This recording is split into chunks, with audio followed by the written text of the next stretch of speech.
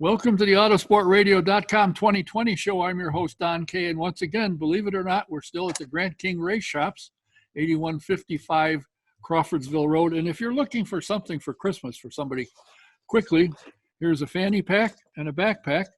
You can see they are black and white checkered, and they have the Grant King logo on them. And this fanny pack thing has a place for hand wipes. It has a place for your cell phone. It's got a little bit of everything. If you're interested in it, you need to call ahead and come down here and pick it up, because there's not time to ship anymore. But you can call Stephanie. Her number is 317-820-3595. And they also have a tree ornament with the Grant King logo on it. Pretty interesting. So if this sounds of something you'd like to have for a family member or somebody, come on down, give her a call, come on down and pick them up. Today's show is presented by Honda and Honda HPD, the Indianapolis Motor Speedway, the NTT IndyCar Series, SVRA, and McGilvery's Pub and Eatery and Speedway. It's not too late if you got somebody who said, geez, I'd like to get them something IndyCar related for a Christmas present. Well, I got just the place. Log on to the 500shop.com. That's the 500shop.com. They have anything and everything. Mike Spangle is the owner. You can give him a call on his cell and talk to him about it, or you can look him up at the500shop.com or call him. His cell number is 317-985-0214. I guarantee if you're looking for something, he's got it.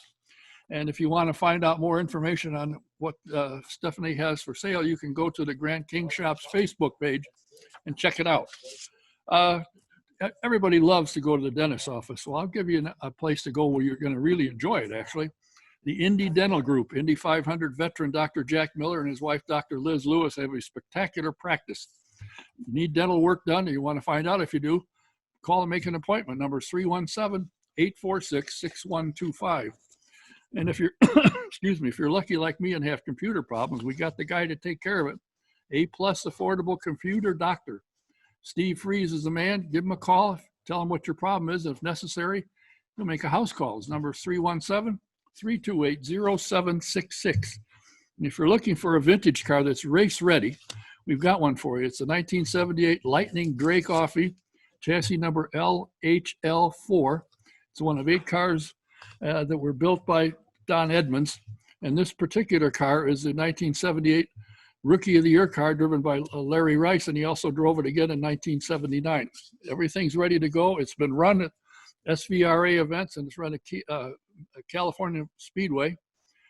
Comes with 4 brand new tires and all the information on speeds and times and so forth, so you know what it'll do before it goes out the door.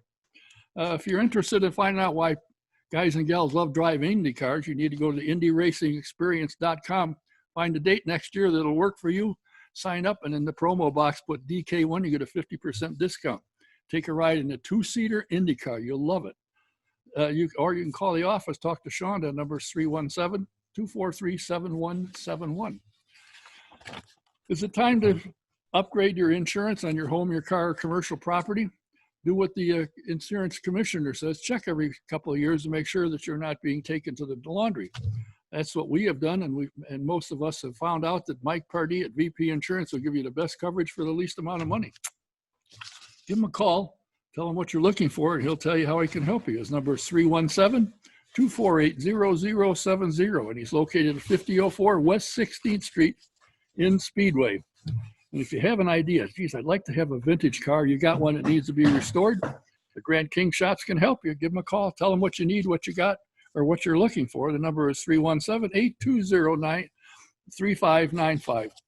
My guest today is a young man that I have known for quite a number of years. He's been a mechanic. He's been a crew chief. He's had cars on the front row of the Indianapolis 500, and I believe he had one car that was on the pole.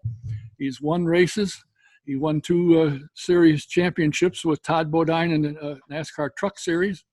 He's in real estate. He was the #1 salesman for Harly-Davidson in Nevada, and now he's got a real estate license, and he's selling the entire city. So if you're interested in buying something, you better get there in a hurry. Please welcome Rich Simon. Rich, how are you? Doing very well, Don. Good to see you. You know, it's interesting what you have done since you left racing in selling motorcycles, which you did very successfully, and now you're into real estate. I hate to say this, but you're kind of following in your dad's footsteps. Your dad, Dick Simon, for those who might not know, he was in racing, got you into that. He was been in real estate. Now you're into real estate. It's kind of like you're shadowing from a distance. Absolutely. Yeah, it's ironic. We do have, being my father's son, we have very similar passions in life, of course. And, I love working with people is the thing. I really enjoy that part of it. And so in my sales career, it was easy with Harley-Davidson. If you wanted to buy a motorcycle, then okay, I was in the right place and able to take care of that. If you like to, if you're buying, renting, or selling a property, now that's the industry that I'm in now. So, but it's all about working with people to make it happen. Where did you start? Did you ever drive when you first got into racing? I did. I drove go-karts from as long as I can remember. And I grew up in Salt Lake City, Utah, and then moved to California. Lived with my dad while I was going through college. Then it just, you get the bug, and I ended up once I went to Indianapolis. This is 1988. I had just flown in a red-eye flight from California to Indianapolis. Literally had just gotten off the plane. Dad brought me back to the house, said, all right, you can take a nap for a couple hours and we'll see you at the racetrack. Very good. Next thing I knew, I get a phone call saying, hey, the pit stop contest is in an hour and I need you here at the racetrack right away. So ran right into that. So when I drove the cars I did, I just transitioned. It was basically working with my father and our race cars, our race team, and our drivers. Literally kept me in the driver's seat, so to speak, because I was still working with it. Now, I never lost the passion and the desire to become the race car driver. Never lost that. But the opportunity just wasn't there, and working with our team between my father and I just seemed the more, at that time in our race team, et cetera, was just it was the right place to be for the plans and everything we had going on. And then once I made that transition, I just never really got back in the car. It is a small regret that I did not, but the accomplishments that I had outside the race car were very, very satisfying. So I did drive. I would still drive today if I was able to, and the opportunity was there. But I love working with when you're working with someone and you have the success that you have it's a team thing. And that's extremely satisfying when you can win in a number of different levels. One thing I always notice about you is you're always busy. You were always working. You never found you sitting around having a soda leaning on the workbench. You were always working. And if the plan of the day was we start at 8 o'clock, you're there at 7:30, cleaning up, getting your tools out, getting ready. It always impressed me that to me, you got to lead by example. And when you became the crew chief, the guys look around and say, Rich is working, we better get going or we're going to be left at the bench. And you always worked at it. Where did you learn the cars? I mean, you were able to set cars up, get them balanced, set the suspension, everything. Where did you learn all of that? What I thought was when I first started working with Dick Simon Racing, you were a young guy. Where did you learn all that? I learned, well, let me explain based on work ethic. When I first got into it, and this is a lesson that my father taught me, you'll enjoy this story. I used to work till like 9, 10, 11, midnight every night. And then I started rolling in the shop about, 8, 9, whatever. Guys are already working. And my dad brought me in the office one day and he said, hey, we start at 7 a.m. And I was like, well, Dad, but I worked till midnight the night before. He's like, that doesn't matter. All that matters is that you're ready to go when we are. So that didn't quite hit with me either. So he said, all right, well, let me put it into a term of way you can understand. We're going to go to a race and I'm going to have you start 2 laps down to the field. I said, well, why would you do that? So why would you start your day late? So for me, you were either ahead or you're behind. So I would always work to where you're always a step ahead. I always wanted to learn something on whatever car it was or a particular piece of that car to make it go. I started early, and I just, you learn what the car will do when you change a spring and what's the dynamic effect, not on the racetrack, just to the car itself. And I started writing everything down. I noted everything on what does what, and then how you counter for what it would do mechanically, just with the race car, statically. The information the driver gives, that's another ball game. But, I just had to, I had to learn. There wasn't, I took a lot of pride in I had a lot of good teachers, but they also gave me the time to apply what I learned. And by doing it on my own, that was it. But, my father, like I say, he put in me that you're either ahead of the game or you're way behind. There was like zero in between. Working on a race car, what you're doing is either 100% right or it's 100% wrong. There's really there's an edge there, but we always favored the right side of it, if that makes sense. So I was so intrigued with a race car as a kid. I used to take things apart and then put them back together and not have any pieces left over. So I've always been that kind of guy. And when it came into, learning about race cars that I wanted to drive, when I drove my Super V, and at Indianapolis Raceway Park, I was 3 seconds faster than the field. I had set the track record by like a second or something. And I think a lot of that is because I knew so much about that particular race car, because not only did I drive it, but I did all the work on it in the garage. So, and that's the learning curve that I went through, was just tinkering with stuff also. So, the thing that always impressed me about the cars, you go to a racetrack and the cars would pull in the garage and they'd start taking them apart. The Dick Simon team didn't do that. They had the car apart before it left, put it back together. It was ready to go, make adjustments once you get on pit lane. So you didn't spend time taking the car apart when you get to the racetrack. It was already done at the shop. So you guys usually had, and for years, your dad was always the first guy out on the track in Indianapolis. When they opened the track, he's the first one out. Why? Because his car was ready. Yep. You guys prepared the car, the crew, put a car together, and you were ready to go. And at most tracks, you guys were the first, right near the first of those on the track, because you're ready. And to me, that always impressed me. Yep. You want to run a team, you want to show people you're there. That's how you do it.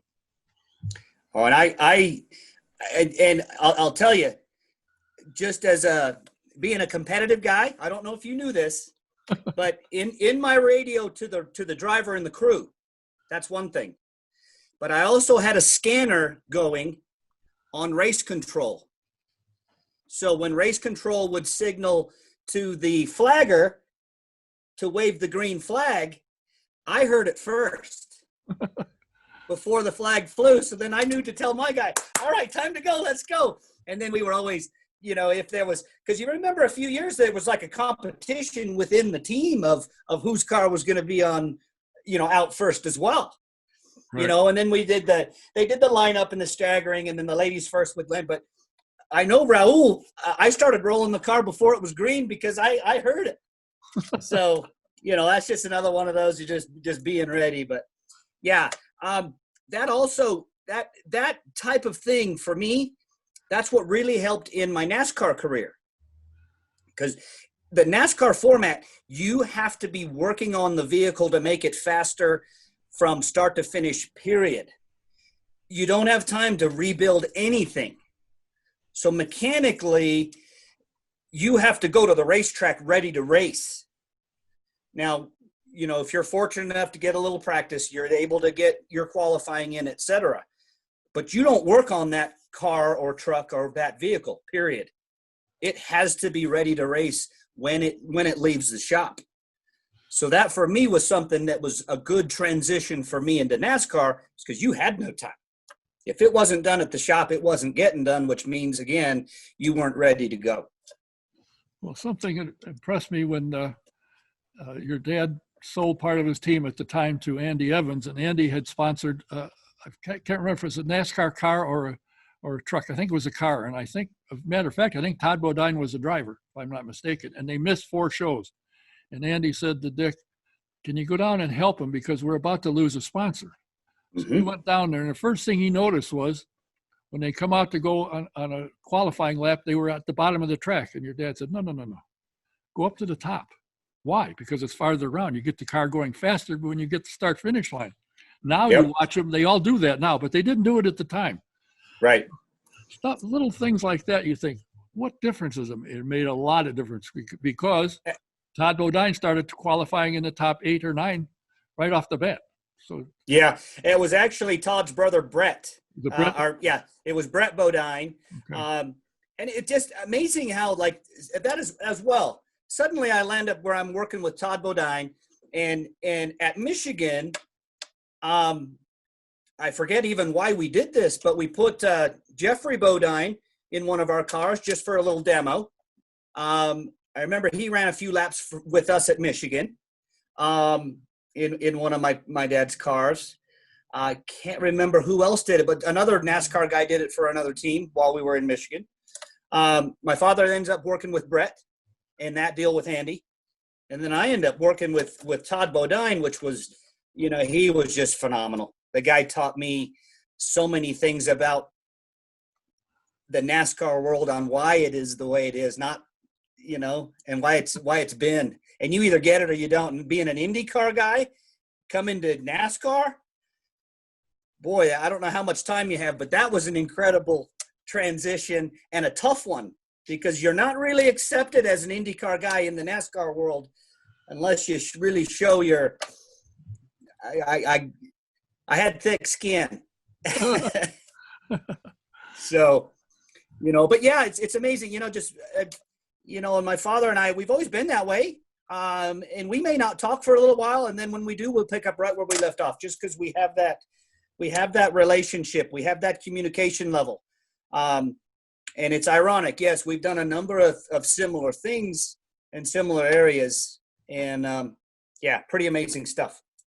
Well, the interesting thing to me is you are a 2-time series champion, Truck Series, with Todd Bodine. You won the championship twice. And that's an accomplishment, because that Truck Series is a tough series. Oh, yeah. To win the championship twice bodes well for what you're able to do. And I watched a number of the races when I go to the racetrack and trucks were running, and I come over and watch it. And you keep telling me, get out of the way, I'm trying to work here. So I'd stand back and get run over in the aisle. But it's always impressed me, your work ethic. I think has always stood out to me, not for any particular reason, but as I said earlier, you were a guy that led by example. You were willing to do. And the other thing that impressed me about what Dick Simon Racing did is they rotated the mechanics around, so everybody learned eventually all parts of the car. So if something happened to somebody, you could move over and they understood what they were doing. I always thought that was pretty clever. I don't know of any other team that's done that, but maybe they have. I just didn't notice. Yeah, I don't know. But that was back again. In order to become a crew chief, and that was the learning curve I was under. So you are correct that there are some people that just wanted to work on a particular part, a particular area, sub-assemblies, whatever. But I learned under the philosophy that if you're going to become a crew chief, if you're going to run the deal, then you need to know every bit of that race car from end to end also. Right. And you can't, so that was again, that was my learning curve from every bit of it. I knew nothing about a turbocharger when I started, and then I knew everything about what made one work. And then when you know so much about the race car, then you can start working on the little things that you just focus your efforts on how you bypass a pop-off valve. Sorry, but that back in the day, that was that was part of the game. Oh, yeah. In tech, I would take my cars to the racetrack. I don't know if there's any tech guys listening to this, but oh well, this was years ago. But nonetheless, I would purposely present my car to tech inspection with a few things I want you to find, knowing that when you find something and they feel all good about what they just found and they're happy about it and they've done their job. But I got away with 3 things I really wanted to get away with. You know what I mean? I always did that. That's also when getting into the NASCAR game. Yeah, that was a big part of that also. But yeah, good stuff. Worth ethic wise, always took pride in, I believe, and I would take the challenge even to this day, but I don't think that anyone was going to outwork me. At least that was the idea. From start to finish, didn't matter. So, you know, that's why you start early and you leave late, and you leave everything you got in between, whether it's at the shop or the racetrack or wherever you are. Well, when I first started coming down and met your dad, which was some 55 years ago, I come down in May, and I wasn't a mechanic, but I knew tools because I was in the construction business. And your dad would stay late, and then we go have dinner. I'd get on motor home, and he'd go in the house, and about 3:30, 4 o'clock, there'd be yeah, let's go. What do you mean, let's go? I just got here. Let's go. So we go in the garage, and he'd start the car, and he'd do all the setup, 4, 5 o'clock in the morning. And back when the day when you strung a car, and I'd hand him the tools because I knew what they were, so he didn't have to get up and down off the floor. Yeah. For a number of years, and it was very interesting how that transpired. Let me ask you, from your racing experience, crew chief experience, championship winning effort that went into it, how is that translated into your business world with the motorcycles and the real estate business you're in? What do you bring with you from racing that you bring to the table in the real estate world?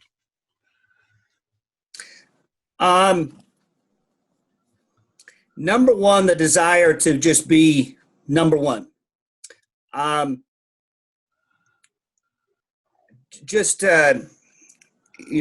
the simplest description, I always just wanted to be the best. And in what I do now, it's just how you work with people. So in the Harley-Davidson world, it was just making things better today than it was yesterday. And that meant for the whole company, the whole Las Vegas Harley-Davidson, as far as the store.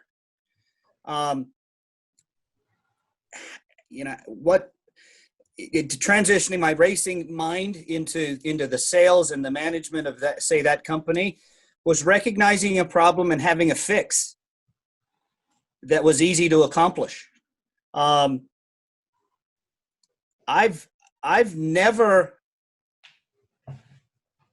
always done, as far as what I want to do for a living, I've always done it in a way that you have fun doing it.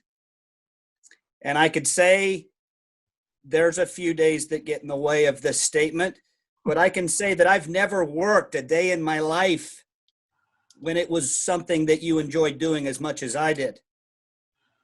So there were some days, and that could be a whole other conversation. Had a few days in regard to God love him, but some of my days with AJ Foyt were long and some difficult days. Yeah. Love that guy, but we had some times, but it just, no matter what it is, I want to be the best at what I do. Period. And it doesn't matter what it is. I'm a very competitive person. So that's another one. And let's say in regard to real estate, my fiduciary duty to my clients means what's most important to them has to be the most important thing to me. You put their interests before anything else, including my own. So that's another thing. And I've probably worked with a lot of that mindset anyway. But in real estate, that's the transition. In Harley-Davidson, it was just the guy the month before when I started sold like 10 bikes that month. So I said to myself, well, what do I have to do in order to sell 15? Not just this month, but every month. That was kind of the thing. And my competitive nature is just like, whatever you did yesterday is gone. And all that matters is what you do today. That's also a racing transition as well. When we were winning races with Todd and we won the championship in 2006, it was incredibly tough. When we run the championship in 2010, it was even harder. And no one had won, a back-to-back championships. We'd never finished outside the top 5 in all of those runs. But the guys raced us harder than they raced anyone else physically on the racetrack. If it was only just because it was us or whatever, or we were, but that deal. That's When we won the race the weekend before, all that mattered was the 7 a.m. meeting at Monday morning on what the next task to accomplish was. After we won, that was it. That was over. And then you even had more of a target on your back because you had just won and everybody's shooting for you. So. Have you ever got an urge to say, I enjoy the real estate business and it's probably weekends may or may not be the best time, but if the opportunity came to get involved in racing again, would you take it? Absolutely. Without a doubt. I still do. No, I still do, Dom. Seriously. I have such a passion for that. I still do. You can't turn that off. So it's always there. If I had the opportunity, I would do it in a heartbeat. I still have guys because the NASCAR teams, they come to Vegas twice a year. Right.